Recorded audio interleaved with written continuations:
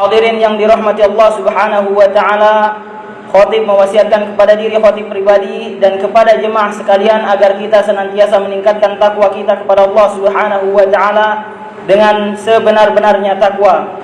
Hadirin yang dirahmati Allah Subhanahu wa taala, Allah Subhanahu wa taala memberikan kita nikmat begitu banyak. Saking banyaknya tidak bisa kita hitung nikmat yang diberikan oleh Allah Subhanahu wa taala. Wa in ta'uddu ni'matallah la tuhsuha. Apabila kita ingin menghitung nikmat yang diberikan oleh Allah Subhanahu wa taala, niscaya kita tidak akan mampu menghitungnya.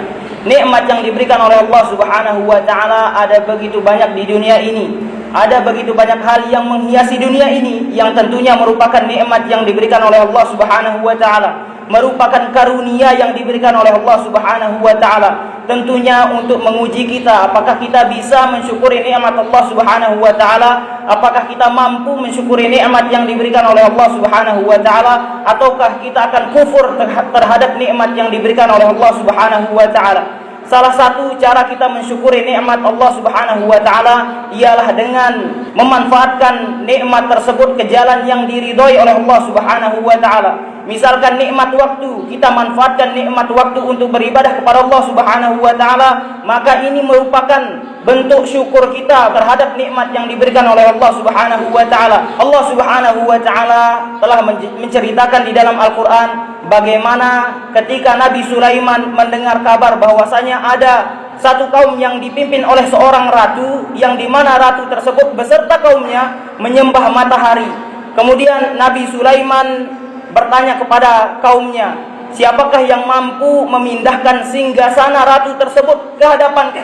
Maka salah seorang yang mendapatkan hikmah dari Alkitab menyatakan bahwasanya ia mampu memindahkannya dengan izin Allah Subhanahu wa taala sebelum mata Nabi Sulaiman berkedip. Maka tiba-tiba singgasana ratu tersebut sudah ada di hadapan Nabi Sulaiman alaihi salam. Maka ia berkata, "Hada min fadli Rabbi liyabluwani aashkur am akfur." Ini ialah karunia yang diberikan kepadaku oleh Tuhanku, liyabluwani, untuk melihatku, untuk mengujiku.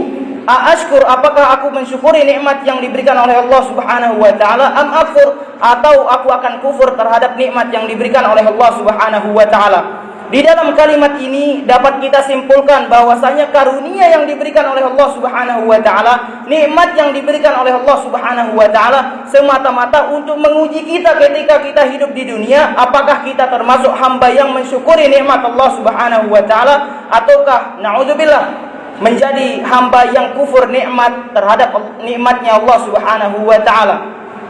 Allah Subhanahu wa taala menghiasi dunia ini dengan begitu banyak sekali nikmat. Salah satunya dijelaskan dalam firman-Nya Allah Subhanahu wa taala di dalam surah Ali Imran ayat 14. Allah Subhanahu wa taala berfirman, "Zuyyina lin-nas hubbus syahawat minan nisa wal banina wal qanatiril muqantarati minadh dhahabi wal fiddah wal khailil musawwamati wal an'ami wal hars.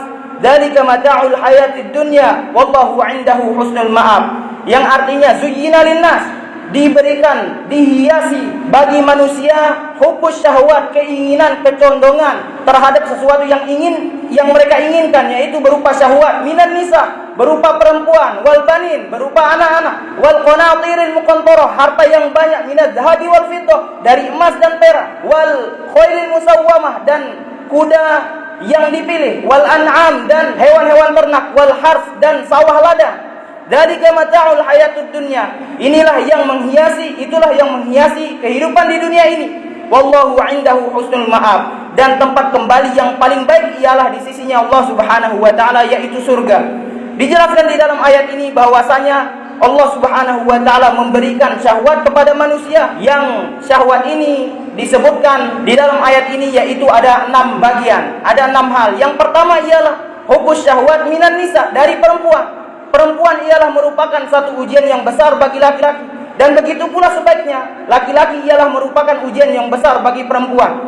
Sebagaimana dikisahkan bahwasanya Nabi Yusuf pernah digoda oleh salah seorang perempuan. yang dimana perempuan ini ialah majikannya. Lalu Nabi Yusuf menghindari godaan dari perempuan tersebut. Apakah Nabi Yusuf menghindarinya karena Nabi Yusuf tidak mau? Bukan begitu. Namun Nabi Yusuf menghindarinya karena ia melihat tanda dari Allah Subhanahu wa taala, mengingat-ingat apa yang telah diberikan oleh Allah Subhanahu wa taala karena ketakwaannya kepada Allah Subhanahu wa taala. Padahal Nabi Yusuf dan perempuan itu punya keinginan untuk melakukan hal yang tidak diridhoi oleh Allah Subhanahu wa taala.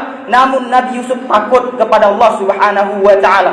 Di dalam Al-Qur'an dijelaskan bahwasanya perempuan itu punya keinginan terhadap Nabi Yusuf. Walaqad hammat bihi wa hamma biha.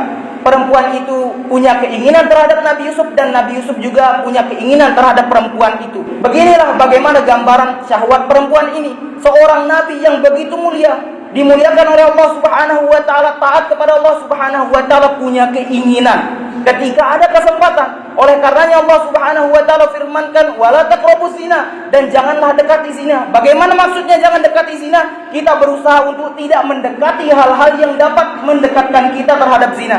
Hal yang mendekatkan pun kita diperintahkan oleh Allah Subhanahu wa taala untuk tidak mendekatinya. Yang pertama disebutkan di sini syahwat yang sangat besar ialah perempuan. Seorang dapat menjadi dekat kepada Allah Subhanahu wa taala dengan perempuan, yaitu dengan menikahinya, dan seorang juga dapat dijauhkan dari rahmatnya Allah Subhanahu wa taala dengan perempuan juga. Tergantung bagaimana seorang menyikapi syahwat yang diberikan kepada perempuan ini, kepada kita terhadap perempuan ini. Kemudian setelah Allah Subhanahu wa taala menyebutkan syahwat yang pertama yaitu perempuan, Allah Subhanahu wa taala juga menyebutkan yang kedua ialah wal banin, yaitu seorang anak. Anak-anak ialah hal yang membuat seorang menjadi condong terhadapnya. Dan ini merupakan ujian yang diberikan oleh Allah Subhanahu wa taala. Oleh karenanya kita berusaha untuk memohon kepada Allah Subhanahu wa taala agar selalu bertakwa kepada Allah Subhanahu wa taala.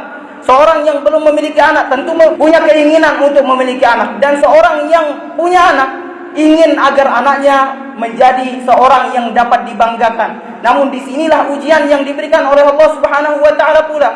Seorang yang ketika memiliki anak yang dapat dibanggakan, maka Allah Subhanahu wa taala mengujinya. Apakah dengan kebanggaan tersebut ia akan mensyukuri nikmat yang diberikan oleh Allah Subhanahu wa taala, atau malah sekedar sombong, lupa mensyukuri nikmat Allah Subhanahu wa taala, ada ujub di dalam dirinya. Dan ini merupakan ujian yang diberikan oleh Allah Subhanahu wa taala. Kemudian yang ketiga, Allah Subhanahu wa taala menyebutkan harta yang banyak. Allah Subhanahu wa taala menyebutkan di sini harta yang banyak berupa emas dan perak.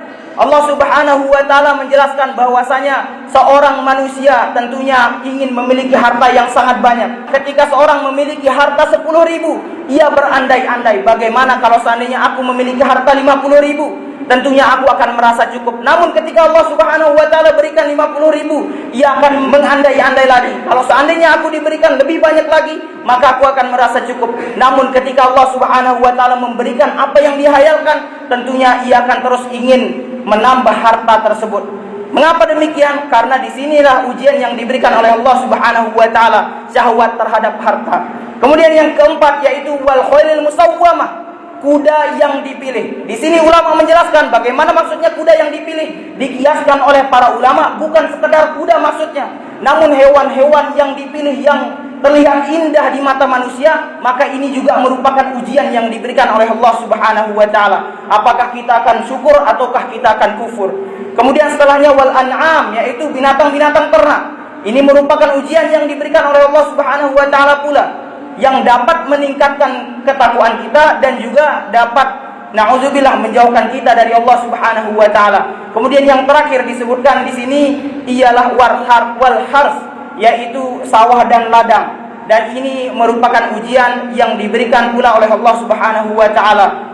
Dan tentunya kita selalu berharap kepada Allah Subhanahu wa taala agar Allah Subhanahu wa taala selalu menjadikan kita hambanya yang terus bersyukur kepada Allah Subhanahu wa taala dan memanfaatkan nikmat-nikmat yang diberikan ini untuk meningkatkan ketakwaan kita kepada Allah Subhanahu wa taala.